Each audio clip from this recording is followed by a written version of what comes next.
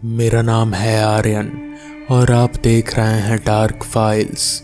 आज की इस कहानी में आगे बढ़ने से पहले अगर आपने अभी तक हमारे चैनल को सब्सक्राइब नहीं किया है तो कर लें। तो चलिए बढ़ते हैं आज की इस कहानी की ओर।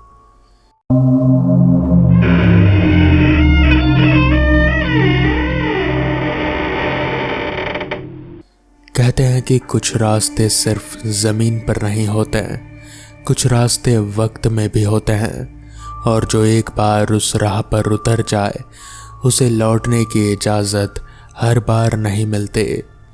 किशोर पेशे से एक सर्जन था, शहर के सबसे बड़े अस्पताल में काम करने वाला ठंडे दिमाग और मजबूत हाथों वाला डॉक्टर, जिसने ना जाने कितनी बार मौत को ऑपरेशन टेबल पर हराया था।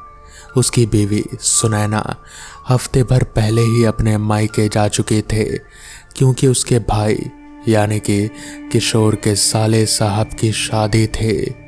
किशोर वादा कर चुका था कि चाहे कुछ भी हो जाए, शादी से एक दिन पहले वो हर हाल में गांव पहुंच ही जाएगा। मगर अस्पताल की ड्यूटी ने उसे जकड़ रखा था। एक के बाद एक ऑपरेशन, एक के बाद एक इमरजेंसी। छुट्टी मांगता तो सीनियर डॉक्टर मना कर देते हैं। किशोर, तुम्हारे बगैर ये केस कौन संभालेगा? आखिरकार बड़ी मुश्किल से शादी से ठीक एक दिन पहले उसे छुट्टी मिली। उसने साले साहब को फ़ोन किया था, मगर सच नहीं बोला। यार, छुट्टी नहीं मिली, मैं नहीं आ पाऊंगा। झूठ बोलते वक्त उसकी आवाज़ में एक शरारत भरी मुस्कान थी। उसने सोचा था अचानक पहुंचकर सबको चौंका देगा, साले साहब को गले लगाएगा, सुनैना की आंखों में हैरानी और खुशी का वो मंजर देखेगा जो शायद उसकी पूरी जिंदगी की सबसे हसीन याद बन जाए। मगर उसे क्या पता था कि जिस राह पर वो निकल रहा है वहाँ से लौटने वाला रास्ता किसी और ही दुनिया में खुलता है। बस जब गांव के करीबी अड्डे पर रुकी तब रात के 9:40 हो चुके थे। बस कंडक्टर ने जम्हाई लेते हुए कहा, भाई साहब, आखिरी स्टॉप यही है, आगे कोई सवारी नहीं जाती इस वक्त। किशोर उतरा। सड़क के दोनों तरफ सूखे पेड़ों की कतारें थे जो हवा में यूं हिल रहे थे जैसे कोई अनदेखा हाथ उन्हें झिंझोड़ रहा हो। अड्डे पर ना कोई चाय की दुकान खोले थे, ना कोई रिक्शा, ना कोई इक्का दुक्का इंसान। सन्नाटा इतना गहरा था कि किशोर को ही अपनी सांसों की आवाज़ अजनबी लगने लगी। गांव यहाँ से करीब 6 किलोमीटर दूर था। मोबाइल में नेटवर्क बड़ी मुश्किल से एक बार आता, फिर गायब हो जाता। कुछ पल के लिए उसके मन में ख्याल आया फ़ोन लगाकर बता दे कि पहुंच चुका है, कोई लेने आ जाए। मगर फिर उसने सोचा, नहीं, सरप्राइज़ का मज़ा है, तभी तो मैं खुद चल कर जाऊँगा और साले साहब को सरप्राइज़ दूँगा। उसने अपने बैग कंधे पर टांगा और पैदल ही उस सुनसान राह पर चल पड़ा। रास्ता किसी कब्रिस्तान जैसा लग रहा था। ना कोई खेत में जागता किसान, ना कोई कुत्तों का भौंकना, ना दूर किसी घर की टिमटिमाती रोशनी, सिर्फ चांद की फीकी रोशनी में लंबी परछाइयाँ जो हर कदम पर कुछ ज़्यादा ही लंबी होती जा रही थे। कुछ देर चलने के बाद किशोर को एक अजीब सी बेचैनी महसूस होने लगी, जैसे कोई और उसे देख रहा हो। उसने पीछे मुड़कर देखा, कोई नहीं था, सिर्फ हवा में उड़ती सूखी पत्तियां और उनकी सरसराहट जो किसी फुसफुसाहट जैसी सुनाई दे रही थी। तभी अचानक सड़क के किनारे झाड़ियों से एक साया दौड़ता हुआ निकला। किशोर बुरी तरह चौंक गया, दिल धक धक करने लगा। सामने एक पतला दुबला आदमी खड़ा था, बदन पर मैली धोती, आंखों में एक अजीब सी बेचैनी और चेहरे पर पसीना जैसे मीलों दौड़ कर आया हो। डॉक्टर साहब, डॉक्टर साहब जल्दी चलिए, मेरी मेरी बीवी को बचा लीजिए वरना वो मर जाएगी, उसने हाँफते हुए कहा। उसकी आवाज में एक ऐसी तड़प थी जो सुनने वालों की रूह तक उतर जाए। किशोर एक पल के लिए ठिठक गया। तुम कौन हो और तुम्हें कैसे पता कि मैं डॉक्टर हूं? आदमी ने जवाब नहीं दिया, बस उसकी आंखों में एक अजीब सी चमक थी, डर और उम्मीद के बीच झूलते हुए। इस वक्त ये सब बातें पूछने का वक्त नहीं है साहब, मेरी बीवी बहुत बीमार है, उसे बचा लीजिए, आप ही आखिरी उम्मीद है। किशोर के जहन में हजार सवाल उठे, मगर उसकी रगों में बहता डॉक्टरी खून, वो कसम जो उसने सफेद कोट पहनते वक्त खाए थे कि किसी की भी जान बचाने की कसम, उसे रोक ना सके। उसने सोचा शायद पास ही कोई घर होगा, कोई झोपड़ी जहां ये बेचारा अपनी बीवी को लिए बैठा है। ठीक है चलो, किशोर ने कहा। आदमी मुड़ा और सड़क छोड़कर जंगल की तरफ चल पड़ा। किशोर उसके पीछे पीछे चलने लगा। कुछ ही कदम चलने पर उसे अजीब लगा। ये कैसा रास्ता है, कोई पगडंडी तक नहीं, बस घनी झाड़ियाँ, कटीले पेड़ और अंधेरा जो घड़ी दर घड़ी और गहरा होता जा रहा था। मगर वो आदमी बिना रुके, बिना डगमगाए ऐसे चल रहा था जैसे उसे ये रास्ता बरसों से याद हो। कुछ देर चलने पर सामने एक छोटी सी झोपड़ी नजर आई, टूटी फूटी सी छत से घास लटकती हुई, और बाहर सिर्फ एक लालटेन जल रही थी जिसकी लौ इतनी कमजोर थी कि उससे रोशनी कम, साया ज्यादा बनता था। आदमी ने दरवाजे की जगह लटके एक पुराने बोरे को हटाया। आइए डॉक्टर साहब। किशोर के कदम अंदर जाने से पहले एक पल के लिए ठिठके। अंदर से एक अजीब सी बू आ रही थी, सड़न और अगरबत्ती के धुएं का मिला जुला असर जो नथुनों में जाकर दिमाग को सुन्न कर दे। मगर उसने सांस रोक कर अंदर कदम रखा। झोपड़ी के भीतर मध्यम रोशनी थी। जमीन पर एक पुरानी चारपाई रखे थे जिस पर एक औरत लेटी थी, सफेद साड़ी में, बाल बिखरे हुए, आंखें बंद। उसका चेहरा इतना पीला था कि लालटेन की रोशनी में मोम दिखता था। जल्दी कीजिए डॉक्टर साहब, आदमी ने कहा। उसकी आवाज कांप रही थी। किशोर आगे बढ़ा। उसने अपने बैग से स्टेथोस्कोप निकाला जो वो हमेशा साथ रखता था, आदत के मुताबिक।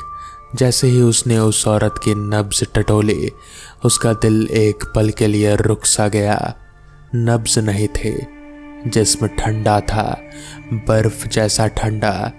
ये उस तरह की ठंडक नहीं थी जो बीमारी से आती है, ये वो ठंडक थे जो सिर्फ मौत के बाद, कई घंटों बाद जिस्म में उतरती है।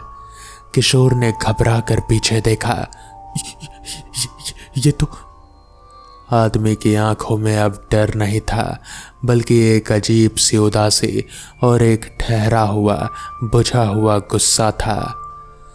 आप भी वही कहेंगे ना डॉक्टर साहब कि बहुत देर हो गई?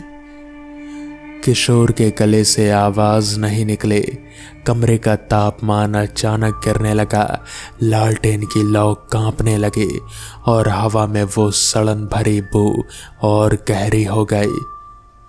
बहुत देर हो गई, आदमी ने फुसफुसाते हुए दोहराया, जैसे कोई पुराना घाव कुरेद रहा हो। यही तो कहा था उसने भी। मेरी बीवी दर्द से तड़प रही थी, बच्चा पेट में अटका हुआ था, और इसी रास्ते पर, इसी अंधेरे में एक डॉक्टर को ढूंढता भटक रहा था। जब डॉक्टर मिला तो उसने भी यही कहा, बहुत देर हो गई, अब कुछ नहीं हो सकता, और वो चला गया। मेरी आंखों के सामने मेरी बीवी और उसका बच्चा दोनों तड़प तड़प कर मर गए। किशोर का बदन कांप उठा। मुझे मुझे मुझे माफ कर दो भाई। मैं कोशिश करूंगा अभी भी। आदमी हंसने लगा, मगर वो हंसी इंसानी नहीं थे। वो एक टूटी सड़ी हुई आवाज थी, जैसे कोई सूखा पत्ता कुचला जा रहा हो। कोशिश? अब कोशिश का क्या फायदा डॉक्टर साहब? अब तो बरसों निकल गए। वो मर चुकी है और मैं भी। लालटेन एक झटके से बुझ गई। घुप अंधेरे में किशोर को अपनी ही सांसें सुनाई दे रही थी, तेज, डरी हुई। उसने अपने फोन की टॉर्च चलाने की कोशिश की, मगर स्क्रीन पर सिर्फ काली स्क्रीन थे, जैसे बैटरी किसी अदृश्य हाथ ने खींच ली हो।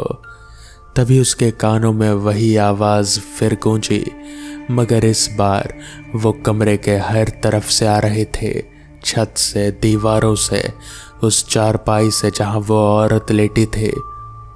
हर साल इसी रात, इसी राह पर कोई ना कोई डॉक्टर गुजरता है। कोई शादी में जाता है, कोई किसी अपने से मिलने। मैं उन्हें यहाँ ले आता हूँ इस उम्मीद में कि शायद इस बार मेरी बीवी को वो बचा लेगा, मगर हर बार वही होता है। हर बार बहुत देर हो चुकी होती है और हर बार वो डॉक्टर। आवाज रुक गई। किशोर को महसूस हुआ जैसे कोई उसके बिल्कुल पीछे खड़ा है। उसकी गर्दन पर बर्फ जैसी सांसें पड़ रही थे। यहीं का होकर रह जाता है। किशोर पलटा और चीखते हुए दरवाजे की तरफ भागा। बोरा हटाकर बाहर निकला तो सामने का मंजर देखकर उसके पैर जमीन में जड़ हो गए। झोपड़ी के इर्द गिर्द दर्जनों साई खड़े थे, कुछ डॉक्टरी कोट पहने, कुछ पुराने जमाने के, कुछ आधुनिक कपड़ों में। उनके चेहरे धुंधले थे, जैसे कोहरे से बने हों, मगर उनकी आंखें बिल्कुल साफ थी और हर जोड़ी आंख किशोर को घूर रही थे। ये वो सब डॉक्टर थे जो बरसों से इस राह से गुजरे थे और कभी वापस नहीं लौटे। किशोर ने दिमाग का सारा जोर लगाकर सोचा, भागना है, बस भागना है। उसने आंखें बंद की और जिस दिशा में से वो आया था उसी तरफ जान बचाकर दौड़ा। कटीली झाड़ियां उसके हाथ पैर छील रहे थे, मगर उसे दर्द महसूस नहीं हो रहा था। सिर्फ एक ही ख्याल था, यहाँ से निकलना है। पीछे से वो आदमी की आवाज़ गूंज रही थी, अब चीख बनकर, अब सिसकी बनकर, अब हंसी बनकर, जैसे कोई टूटा हुआ रिकॉर्ड बार बार वही धुन बजा रहा हो। डॉक्टर साहब, बहुत देर हो गई। डॉक्टर साहब। कितनी देर तक किशोर भागता रहा उसे खुद नहीं पता। जब उसकी सांस सुखड़ने लगी और टांगे जवाब देने लगी, तब उसे सामने वही सड़क नजर आई जहां से वो बस उतरा था। उसने राहत की सांस ली, मगर वो राहत ज्यादा देर तक नहीं टिकी, क्योंकि जब उसने घड़ी देखे तो वक्त वही था, रात के 9:40, बिल्कुल वैसा ही जैसा जब वो बस से उतरा था। किशोर हैरान परेशान गांव की तरफ बढ़ा। जैसे जैसे वो गांव के करीब पहुंचा, कुछ घरों की टिमटिमाती रोशनी नजर आने लगी। उसने राहत की सांस ली।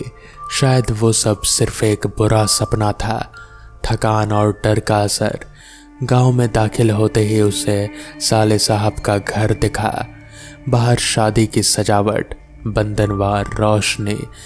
किशोर दौड़कर दरवाजे तक पहुंचा और जोर से खटखटाया। दरवाज़ा खुला। सामने सुनैना की माँ खड़ी थी, मगर उनके चेहरे पर खुशी नहीं, एक अजीब सी हैरानी और डर था, जैसे किसी भूत को देख लिया हो। किशोर बेटा, उनकी आवाज़ कांप रही थी। तुम यहाँ कैसे? माँ जी, मैं आ गया, सरप्राइज देना चाहता था। किशोर ने मुस्कुराने की कोशिश की, मगर उसकी आवाज में अब भी कंपन बाकी था। साले साहब कहाँ हैं? माँ जी की आंखों से आंसू बह निकले। उन्होंने कांपते हाथों से अंदर की तरफ इशारा किया। अंदर दीवार पर एक तस्वीर टंगी थी, फूलों की माला के साथ, साले साहब की तस्वीर। बेटा, माँ जी ने रूंधी आवाज में कहा, 3 दिन पहले शादी की तैयारियों के लिए बाजार गया था। रात को उसी सुनसान वाली सड़क से लौट रहा था जहां से गाड़ियां नहीं जाती। उसके बाद वो कभी नहीं लौटा।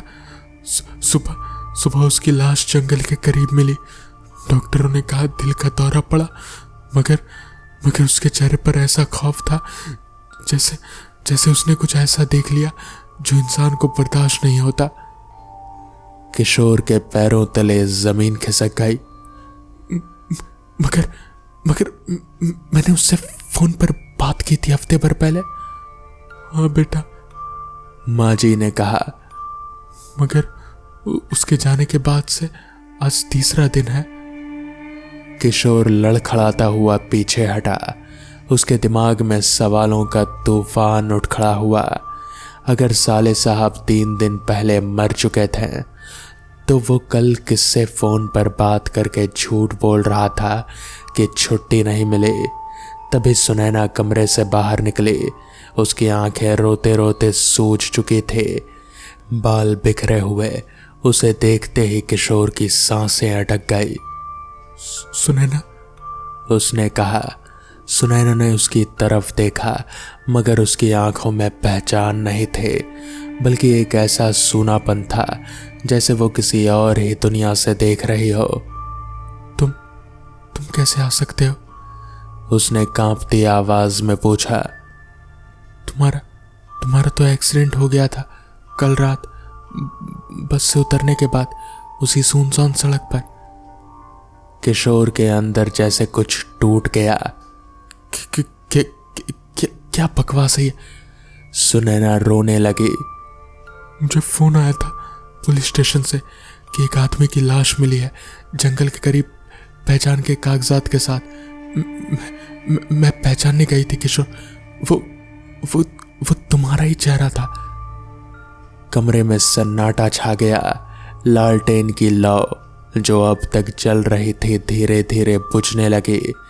किशोर ने अपने हाथों की तरफ देखा। वो धीरे धीरे धुंधले होने लगे थे, जैसे कोहरे में घुल रहे हों। उसने अपनी छाती पर हाथ रखा। दिल की धड़कन नहीं थी। उसने अपनी सांसों को महसूस करने की कोशिश की, कुछ नहीं था।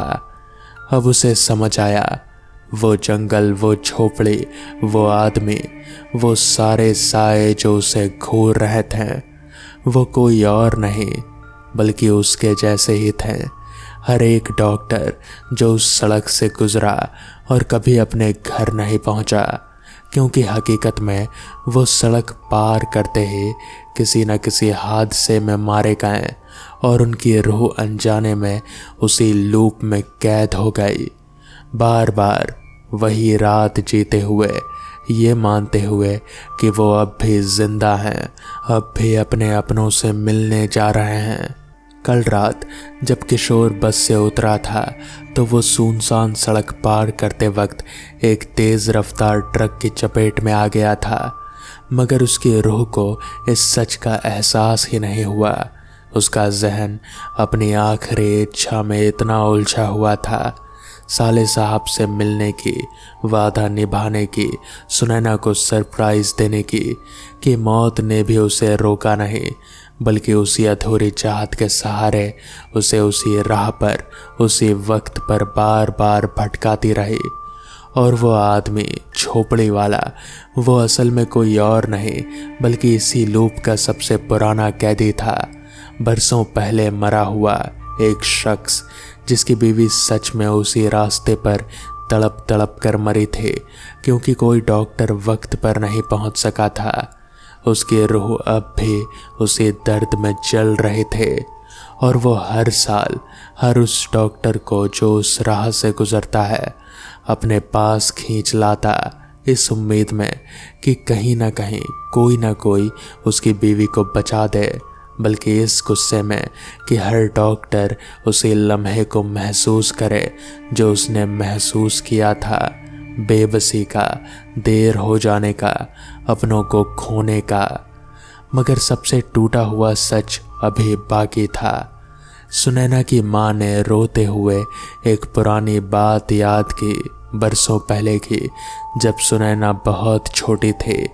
उसके अपने पिता यानी किशोर के स्वर्गीय ससुर एक बार ऐसी ही किसी शादी में जाते वक्त इसी सुनसान राह से गुजरे थे और कभी वापस नहीं लौटे। गांव वालों ने बरसों तलाश की मगर उनका कुछ पता नहीं चला। सिर्फ उनकी लालटेन मिली थी जंगल के किनारे बुझी हुई। उस वक्त गांव में एक अफवाह फैली थी कि उस जंगल में कोई साया रहता है जो अकेले गुजरने वालों को अपने साथ खींच ले जाता है। लोगों ने उसे भटकती आत्मा कहा, फिर वक्त के साथ भूल गए, जैसे इंसान डर को भुलाकर ही जी पाता है। अब किशोर को समझ आया, वो झोपड़ी वाला आदमी सिर्फ एक अजनबी रूह नहीं था, वो उसके अपने ससुर की रूह के साथ बरसों से बंधा हुआ था। इसी लूप में, इसी जंगल में दोनों एक दूसरे के दर्द के साथी बन चुके थे। और जब कल किशोर उस सड़क पर उतरा तो वो साया, वो पुरानी थकी हुई बदला लेने को बेताब रूह जानती थे कि इस बार जो डॉक्टर आया था वो कोई अजनबी नहीं बल्कि उसी खानदान का दामाद है जिसने बरसों पहले उसके अपने ससुर को निगला था। शायद यही वजह थी कि इस बार जंगल का रास्ता उसे इतनी आसानी से मिल गया, बिना किसी रुकावट के, जैसे तकदीर ने खुद उसे संजाम की तरफ खींच रही हो। अब किशोर की रूह भी उसी कैद का हिस्सा बन चुकी थी। हर साल उसी रात वो उसी सड़क पर उतरेगा, वही रास्ता तय करेगा, वही झोपड़ी में कदम रखेगा और वही सवाल पूछेगा, तुम कौन हो? और हर बार जवाब में सिर्फ खामोशी और अंधेरा मिलेगा। गांव के लोग कहते हैं आज भी उस सुनसान सड़क से रात के 9:40 पर कोई गुजरे तो कभी कभी एक हाँफता हुआ आदमी झाड़ियों से निकलता है और कहता है, डॉक्टर साहब जल्दी चलिए, मेरी बीवी को बचा लीजिए। और अगर उस राहगीर ने डॉक्टरी बैग साथ रखा हो तो सावधान, क्योंकि उस रात के बाद वो कभी अपने घर नहीं लौटता। सुनैना आज भी हर साल उस तारीख पर एक लालटेन चलाकर घर की तहरी पर रखती है, इस उम्मीद में कि शायद कभी कोई रोशनी उस अंधेरे रास्ते को इतना भर दे कि कोई भटकी हुई रूह वापस लौट आए। मगर कुछ रास्ते सिर्फ जाने के लिए बनते हैं, लौटने का रास्ता उन पर कभी नहीं खुलता। तो दोस्तों, ये थी आज की कहानी। कैसी लगी आपको ये कहानी मुझे कमेंट्स में ज़रूर बताएं। तो मैं आपका दोस्त आर्यन जल्द ही मिलूँगा आपसे ऐसी ही किसी नई कहानी के साथ। तब तक के लिए अपना ख्याल रखें और देखते रहें डार्क फाइल्स।